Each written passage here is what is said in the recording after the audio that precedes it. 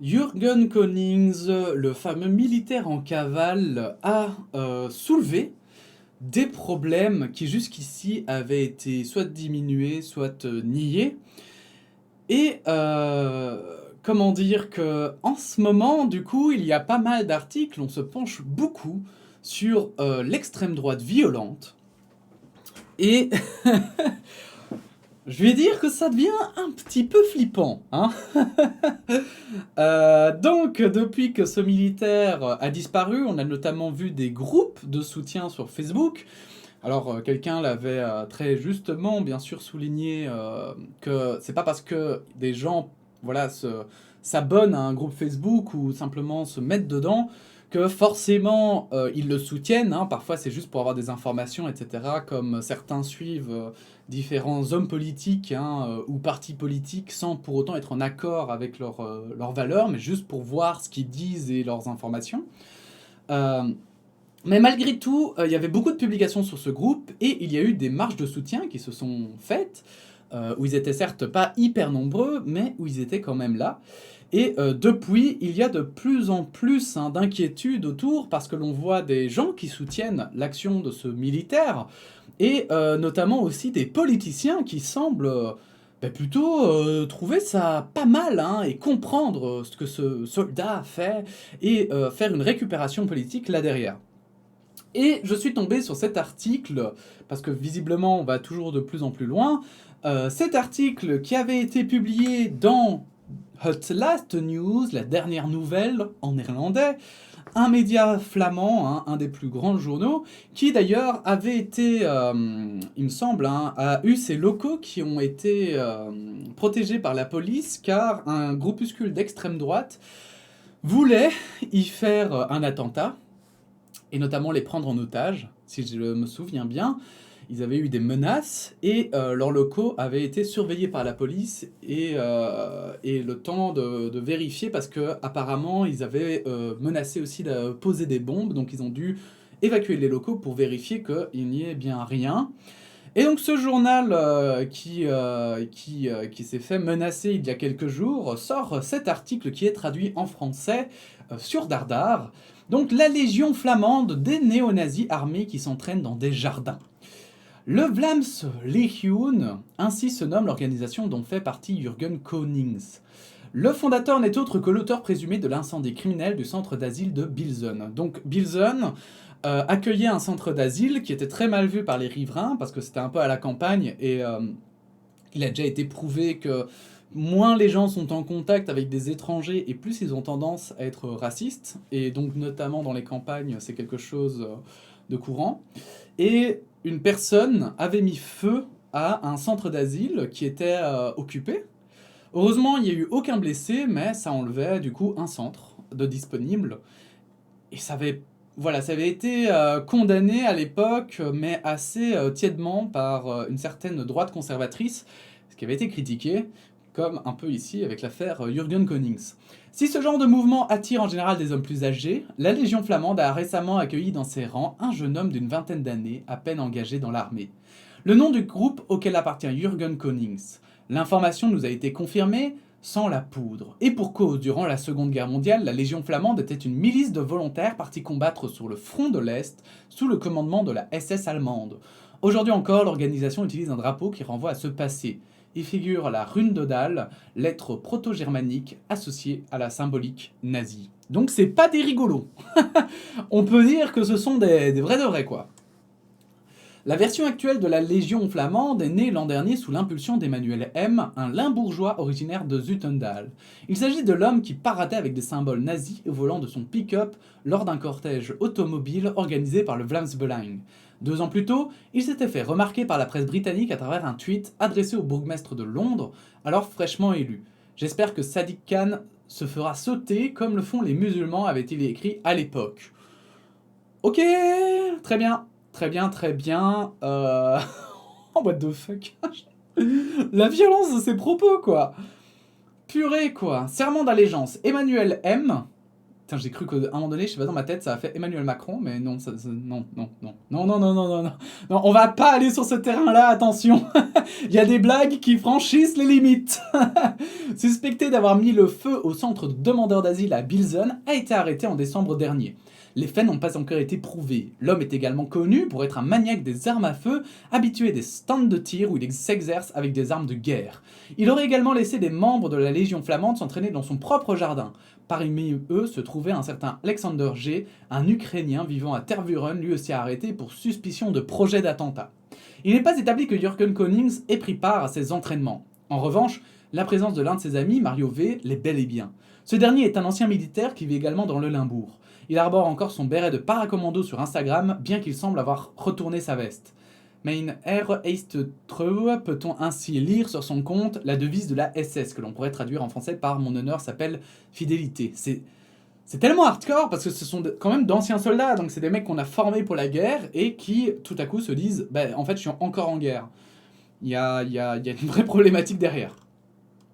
Jeune pousse. Il est difficile d'estimer le nombre de membres de la Légion flamande avec exactitude.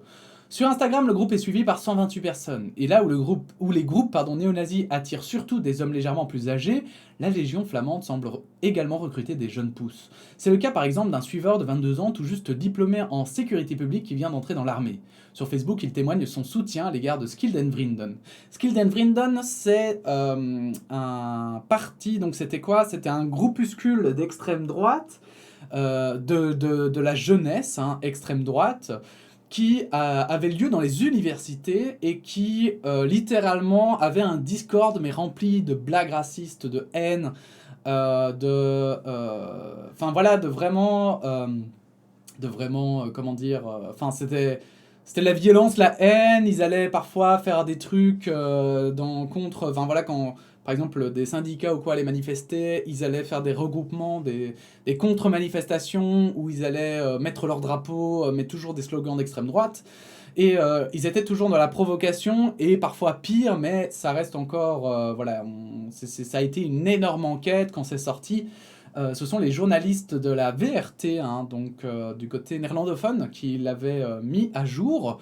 Et son président, le président de ce groupuscule, Skildenvrinden, est devenu politicien au Vlaams-Belang. Et il est maintenant député en Flandre, je crois.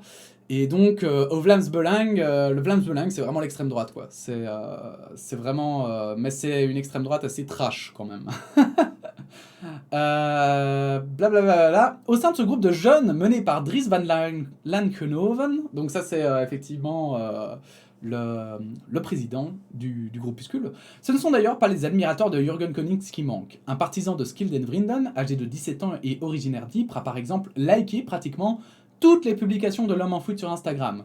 Et Kara Neef, la jeune femme écartée de Skildenvrinden pour avoir déposé des fleurs sur la tombe d'un SS, a agrémenté sa photo de profil Facebook du slogan Jürgens Life Matters. Je sais pas ce que c'est. Ah oui, Jürgens, oui, ok, d'accord. Dries van Langenhove affirme de son côté que Kara Neef ne fait plus partie du mouvement depuis l'incident des fleurs et qu'il ne connaît pas le jeune homme âgé de 17 ans. Et en fait, le problème, c'est que Dries van Langenhove, c'est un gars qui est très très loin d'être con. Il a 2 diplômes en poche, dont un diplôme de droit et un diplôme de je ne sais plus quoi. Et donc notamment c'est lui qui a été se défendre contre les allégations du groupuscule qu'il dirigeait. Et du coup, en fait, même en tant que député, etc., il joue toujours avec la ligne rouge et fait toujours en sorte, lui, de ne pas s'exposer. Et plutôt, on va dire, de ne pas se salir les mains. Ça fait un peu penser...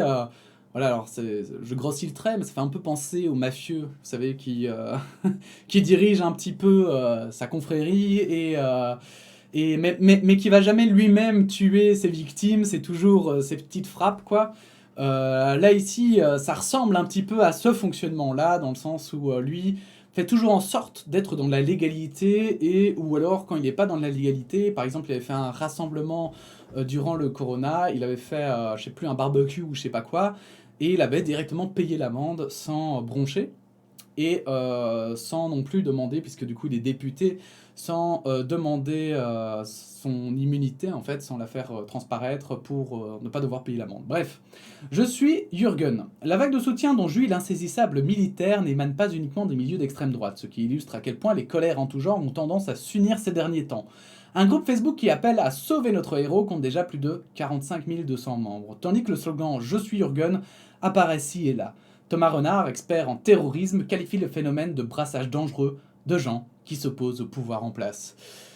Et en effet, j'ai failli vous lire aujourd'hui l'opinion de Bertrand N, et puis je me suis dit, mais non, on en a déjà assez parlé de Jürgen Konings, et au final, il répétait beaucoup de choses que moi-même j'avais déjà dit dans une vidéo, en fait. J'étais en mode, mais il a regardé ma vidéo ou quoi? Bertrand, si vous regardez mes vidéos, c'est un honneur, bien sûr, et on vous fait le coucou. mais surtout, effectivement, c'est impressionnant le nombre de personnes qui soutiennent Jürgen Konings, alors qu'en réalité, c'est juste un terroriste.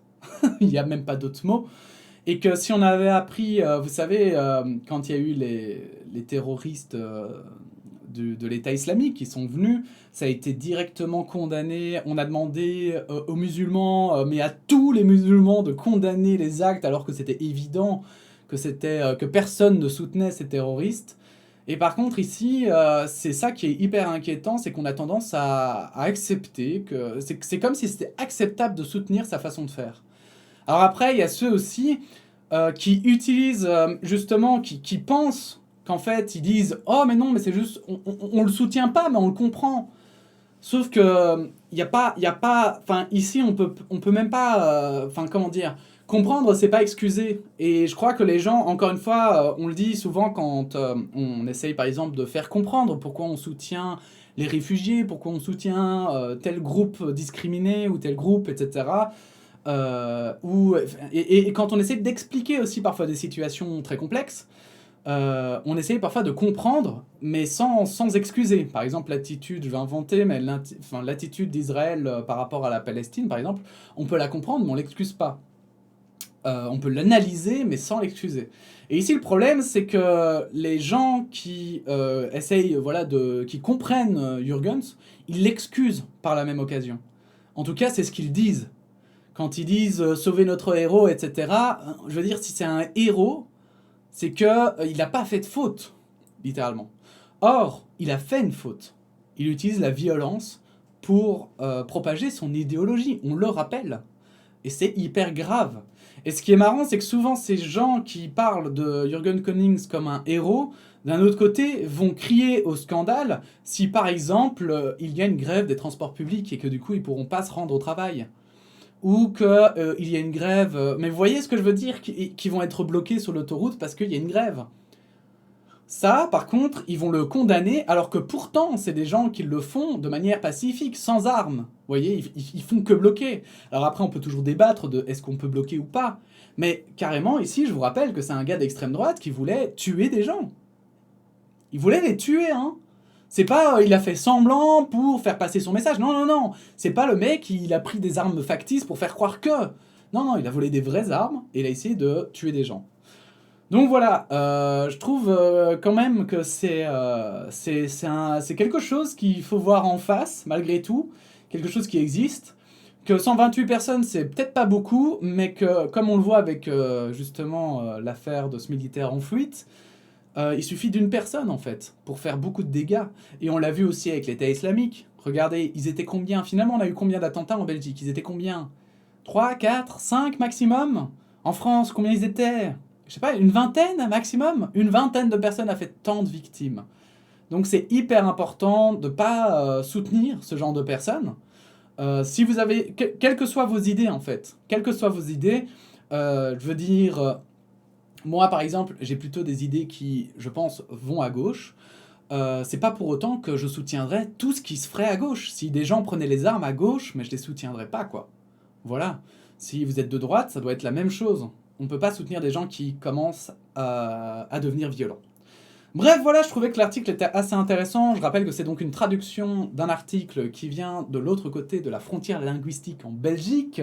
Si cette vidéo vous a plu, n'hésitez pas à la liker, à la partager, à vous abonner. Donnez votre opinion donc en commentaire, n'hésitez pas. Et puis sinon, on se dit à bientôt pour d'autres actus. Voilà, la bise.